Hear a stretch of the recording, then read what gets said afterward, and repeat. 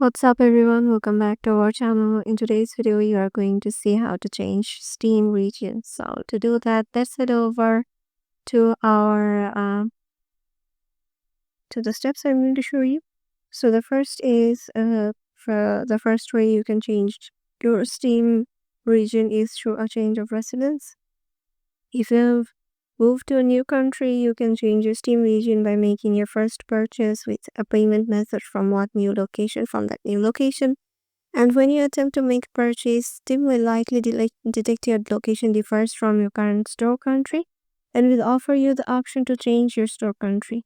And you'll need to update your billing address and use a valid payment method from your new country. Second one is using a VPN, not recommended for the price differences. Select a reputable VPN device or service and install its app on your device and connect a VPN server in the desired region. Attempt to make a purchase in the Steam store and Steam should detect your new location. In your shopping cart, you should be able to change your Steam country to the region you have connected through the VPN.